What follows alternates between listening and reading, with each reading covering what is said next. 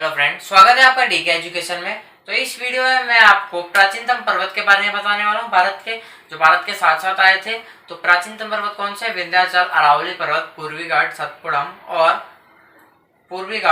और पश्चिमी घाट। ये 5 पर्वतों के बारे में बताने वाला हूँ मैं आपको। तो आइए स्टार्ट करते हैं। तो पहले तो मैं अच्छे से लिख देता हूँ, आपको पता चल सके। जैसे अरावली के ऊपर डिस्कस करने वाले हैं हम। पहले अरावली का विस्तार कहाँ से है? कहाँ से कहाँ तक है विस्तार है इसका गुजरात से लेके हरियाणा तक का।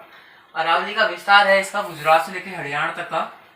गुजरात से हरियाणा तक का। गुजरात से लेके हरियाणा तक का इसका विस्तार है। तथा मुख्य विस्तार कहाँ है इसका? राजस्थान में। मुख्य विस्तार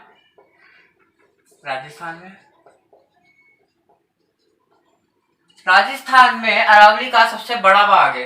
राजस्थान में अरावली पर्वत का सबसे बड़ा भाग है। गुजरात से हरियाणा तक में है, तो राजस्थान के अंदर से भी होते हुए आती है अरावली पर्वत। तो अरावली पर्वत का मुख्य विस्तार है राजस्थान में सबसे बड़ा भाग है। राजस्थान में एक पर्वत है, चोटी है, जिसका नाम है गुरु शिखर पर्वत।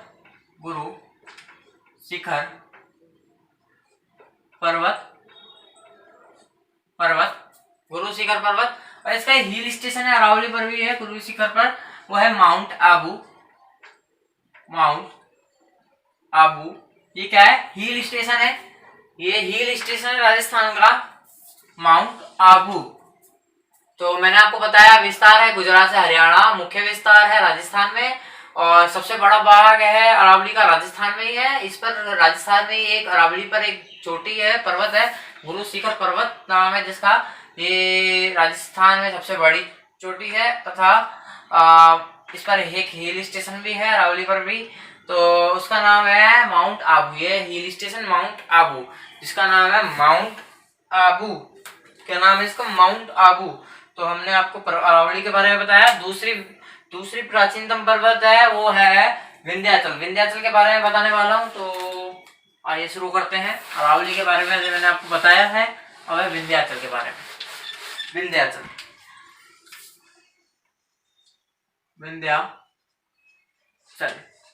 पर्वत के बारे में बताने वाला हूँ। विंध्याचल पर्वत का विस्तार कहाँ से कहाँ तक है? तो विस्तार है गुजरात से झारखंड तक का।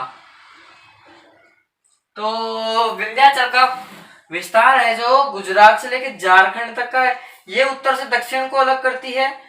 ये पर्वत जो है ये उत्तर से दक्षिण को अलग करती है। कैसे मैं बताता हूँ। जैसे ये हमारा भारत का आधा भाग समझ लीजिए। यहाँ पे गुजरात और यहाँ पे झारखंड। तो गुजरात से झारखंड तक का इसका विस्तार है। तो आप देख सकते हैं गुजरात से झारखंड जा रही है, तो ये उत्तर और ये दक्षिण। तो आप देख सकते हैं ये उत्तर है और ये दक्षिण है। 2 भाग कर रही है, उत्तर और दक्षिण 2 भाग कर रही है। तो भारत को उत्तर से दक्षिण में अलग करती है ये पर्वत।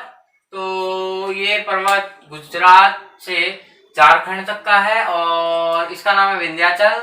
और इस पर एक पर्वत है, कौन सा है? भावना शिखर पर्वत है। पहले तो मैं बता दूं इसकी कुल लंबाई कितनी है। जो विंध्याचल है, विंध्याचल की कुल लंबाई है 1050 किलोमीटर लंबाई। लेंथ लिख देता हूँ, एल लिख देता हूँ, या लंबाई लिख देता हूँ। लंबाई तो आप देख सकते हैं विंध्याचल की कुल लंबाई 1050 किलोमीटर लंबाई या लेंथ मैं कह सकता हूँ। तो इस पर एक पर्वत है, कौन सा? भावना शिखर पर्वत है। भावना शिखर पर्वत है जो गुजरात पीक पर स्थित है। इस पर एक पर्वत स्थित है यहाँ पे, जिसका नाम है भावना शिखर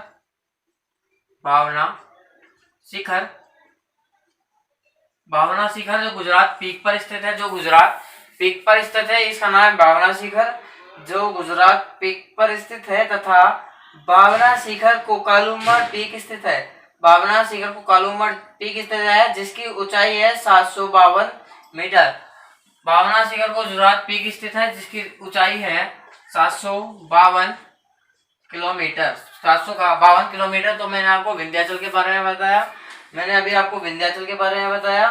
तो अब इसके नीचे से कौन सी नदी जाती है? सही सुना आपने, विंध्याचल के नीचे से एक नदी जाती है जो अमरकष्ट से निकलती है। यहाँ पे है अमरकष्ट, अमरकष्ट, यहाँ पे एक अमरकष्ट झील, यहाँ से एक नदी निकलती है, कौन सी? नर्मदा, नर्मदा, नर्मदा। और इस नर्मदा के नीचे है सतपुड़म। तो विंध्याचल के वह सतपुड़म के बीच में से आती है, वो है नर्मदा नदी। मैं सतपुड़म के बारे में बताऊंगा अभी। तो पहले विंध्याचल के बारे में मैं आपको पूरा वापिस से बता देता हूँ। विंध्याचल का विस्तार है गुजरात से लेकर झारखंड तक का। विंध्याचल की कुल लंबाई 1050 किलोमीटर या भावना शिखर की। भावना शिखर जो है विंध्याचल पर स्थित है। ये पर्वत है एक, ये कालूमठ पीक पर स्थित है जिसकी लंबाई है 752 किलोमीटर। ये उत्तर से दक्षिण को अलग करती है ये पर्वत। और ये विंध्याचल के जस्ट नीचे से आती है नर्मदा, जो अमरकष्ट से निकलती है। अब हम पढ़ेंगे यहाँ पे सतपुड़म के बारे में। किसके बारे में पढ़ेंगे? सतपुड़म पर्वत के बारे में पढ़ेंगे हम यहाँ पे। तो आइए शुरू करते हैं। मैंने जो पढ़ाया है अभी उसको भी याद रखना, जो पढ़ाऊंगा वो भी याद रख लेना। शायद ये वीडियो 2 पार्ट में बढ़ सके या फिर 1 पार्ट में ही करवा सकूं तो ज्यादा अच्छा रहेगा। तो अब मैं आपको सतपुड़म के बारे में बताने वाला हूं। किसके बारे में? सतपुड़म पर्वत के बारे में। तो ये सतपुड़म पर्वत है, इसका जो विस्तार है सतपुड़म पर्वत का वो है, सतपुड़म भारत को 2 भागों में अलग करती है। पहले तो ये जान लीजिए, विभाजित करती है, 2 भागों में विभाजित करती है। इसका विस्तार है गुजरात से लेकर छत्तीसगढ़ तक का। जो विंध्याचल है वो भारत को 2 भागों में विभाजित करती है। पहले देख लीजिए, ये समझ लीजिए भारत का मिडल मतलब बीच का पार्ट है। यहाँ पे गुजरात और यहाँ पे झारखंड, यहाँ पे झारखंड पहले था छत्तीसगढ़, अब था झारखंड। तो छत्तीसगढ़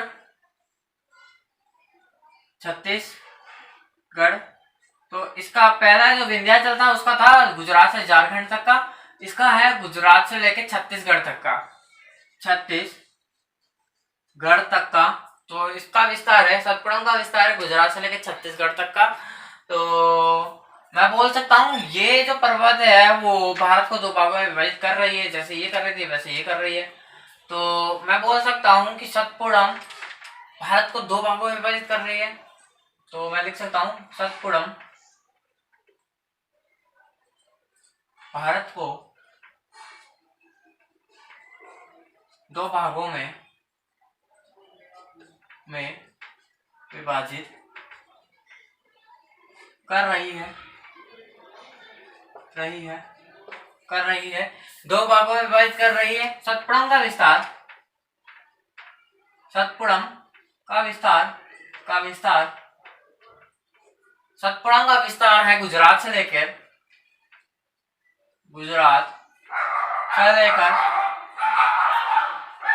छत्तीसगढ़ तक का।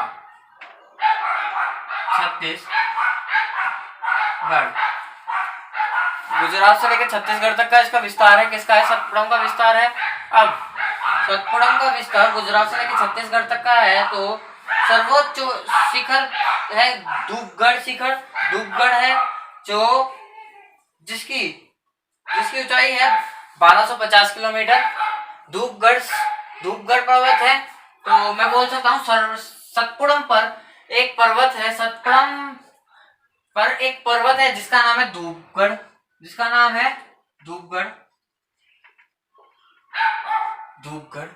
ये है धूपगढ़।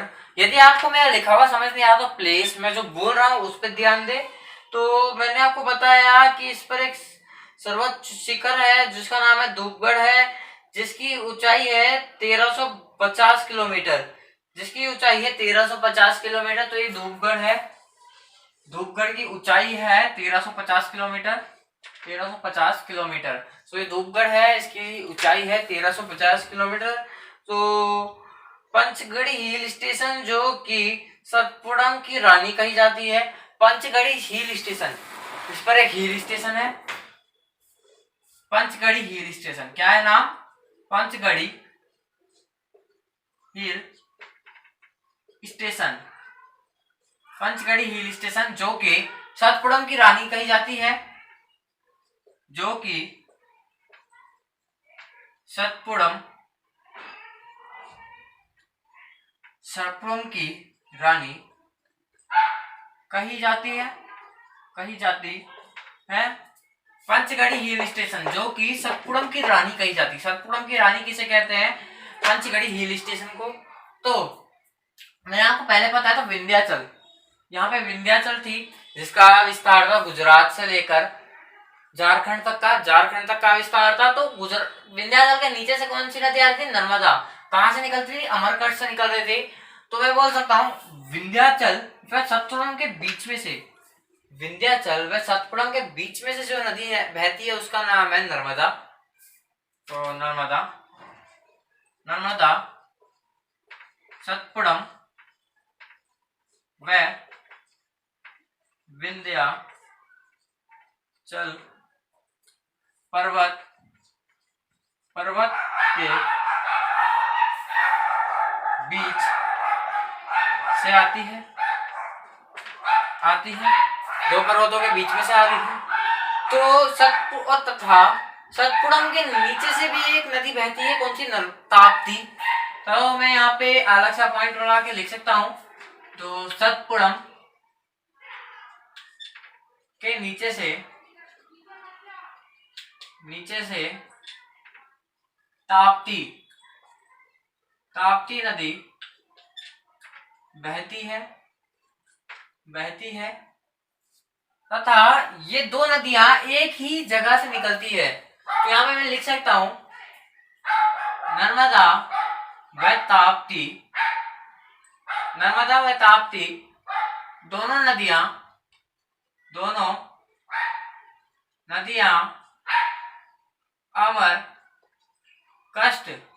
अमरकंटक से आती है।